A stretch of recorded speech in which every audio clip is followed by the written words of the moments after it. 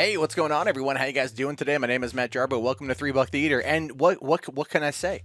What can I say outside of there's some Star Wars news going on today? Apparently, according to Peter Sciretta from Slashfilm, who did break the Rosario Dawson as Ahsoka Tano scoop from a while back, is now saying that Katie Sackhoff is going to be live action Bo Katan in season 2 of The Mandalorian. This is some wild news. It's some awesome news.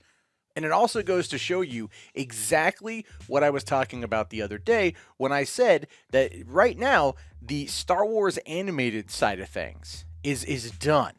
They're not going to be working on it right now. Basically, they're done with it right now because they're going to be migrating everything over to Disney Plus. Can you guys believe it? Can you feel it in your bones what we're going to be getting in season 2 and reportedly season 3?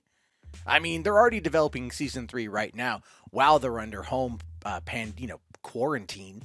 This is happening. This is true. We know it.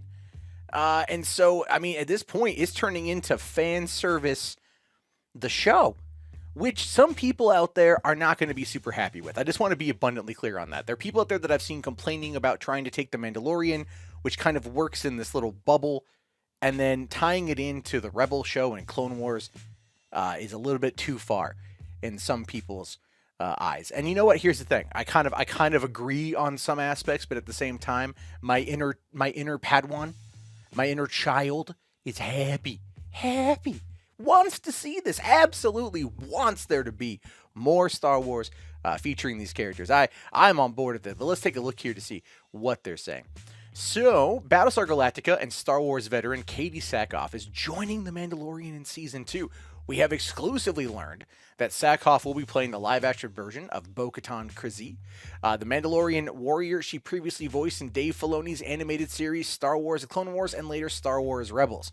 Meaning that Filoni loves the ladies. He loves to bring the ladies back. He likes to be able to play in that world, right? And I think he does a pretty good job at that too, right? They say they want more women in Star Wars. Dave Filoni is the guy to do it, which is kind of an odd thing to say out loud, but it's so fundamentally true. It's absolutely true. It's amazing.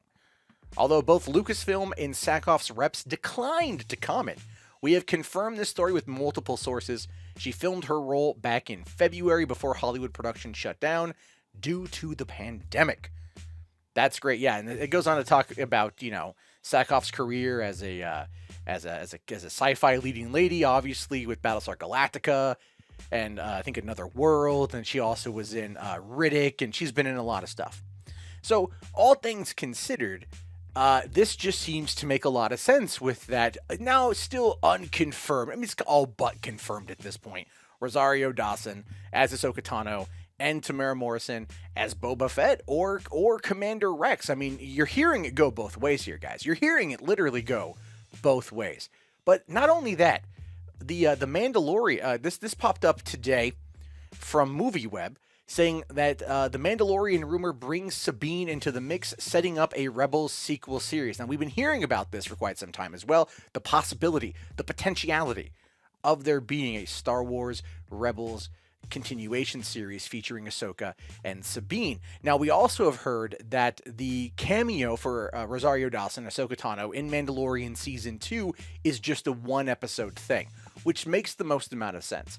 If they do put Boba Fett in Season 2 of Mando, it will be probably at the very end, and it will definitely be like a one-episode thing, and then that's going to be leading into Season 3, which, again, the rumors on that front are that it's going to be that it's going to be happening. Now, this Sabine rumor, right, is not a new one. Is not a new one. I believe at the end of the year, I covered a scoop from Mikey Sutton, who gets crapped on for some reason by so many of these other scoopsters. But he actually dropped me this exclusive intel. I'm the first idiot YouTuber to cover this story back then in December when he talked about how Sabine Wren would be coming into the Clone Wars. And at that time, we had no knowledge. We had no knowledge of what was going to be coming down the pipeline officially from bigger sources, so to speak. But it just seems to make the most amount of sense following the ending of Mando Season 1 which had the Darksaber. So for people out there like Grace Randolph who's complaining about this kind of inclusivity right now, these characters coming back, she's like, I want Mando to stay in a bubble, and I get what she's saying, and I get it, and to an extent, I absolutely fundamentally effing respect it. I get it, guys and gals.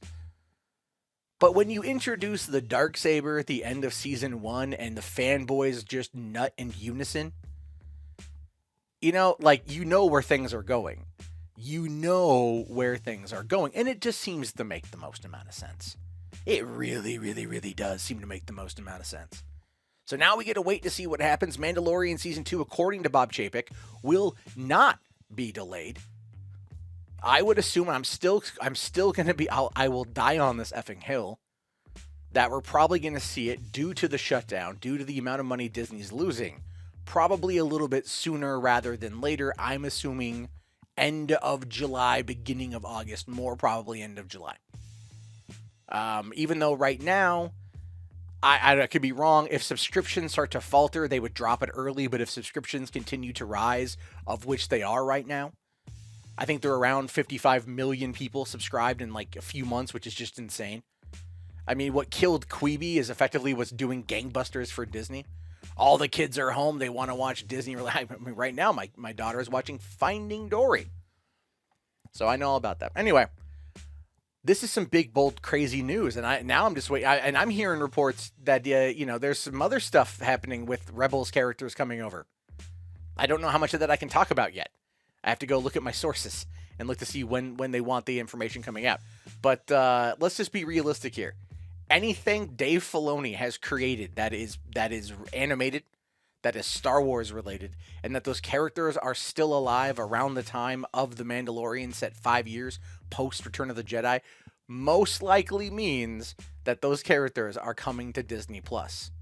If they are going to Marvelize the hell out of Star Wars, what better way than to do it in the world that Filoni and Favreau created, in a timeline set 25 years before the events of The Force Awakens, giving them more time to play in that sandbox post-Empire, pre-First Order, and maybe do some things that help the sequel trilogy get a little bit more love. Kind of like how Clone Wars made the prequels better. Could these shows ultimately make the sequels better? And that is the question I'm leaving to you right now. That is the question I want you to ask yourself when you type in your comments. And I want you to comment. Damn it. I want you to comment a lot. I want you to like the video. If you're new here, I want you to subscribe. I want you to hit that bell. I do. I want you to go to patreon.com/Matt Jarba, support the channel.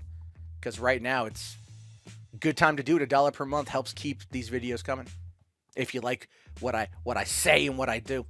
And in the meantime, you guys keep being you. I appreciate you. You guys have no idea. Let me hear your thoughts. I want to feel them inside me. I don't know why I said that, but I'll talk to you all later. Have a great day, and peace out.